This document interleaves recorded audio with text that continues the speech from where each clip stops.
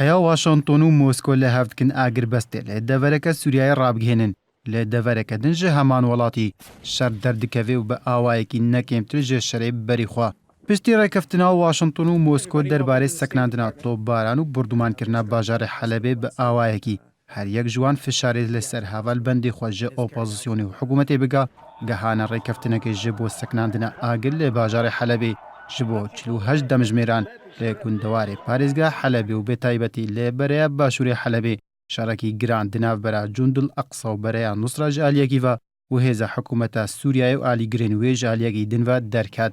Lê gorî rewangeha Sûrî jê bo mafê mirovan ji roja pênşembê ve şer lê devera bajaroka Xantoman û derdora wê derketiya û di encama şerê giran ê roja pênşembê bereya Nusra û Cundul Eqsa باژاroka Xantoman û çend gundên lê derdora wê kontrol kirin û di encama wî şerî de ku balafirên cengî û tang û çekên giran têde hatine bêkaranîn, 43 çekdarên bereya Nusra got di navwadan serkerdeyek heye hatine kuştin. Di hember de 30 endamên hêzên hikûmetê û alîgirê wê hatine kuştin.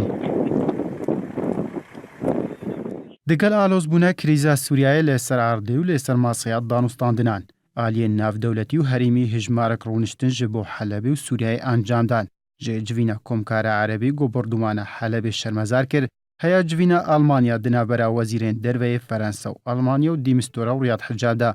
Herwiha civîna civata asayîşa navdewletî ji bo gotûbêjkirina rewşa mirovî li Helebê û peywendiyên telefonî di navbera John Kerry wezîrê derveyê Amerîka û Sergî Lavrov wezîrê derveyê Rûsyayê de. Tevahiya wan rûniştinan daxwaza agirбest û aramkirina rewşê kir. Herwiha pêtviya destpêkirina çareseriya siyasî. Lê li ser erdê agir li cihekî disekinê û li cihekî din pêdikeve. Ketina mûşekan lê nav kampeka penaberan lê kêleka bajaroka Seraqib a parêzgeha Êdlib got di encam de 28 kes hatin kuştin û bidihan birîndar bûn.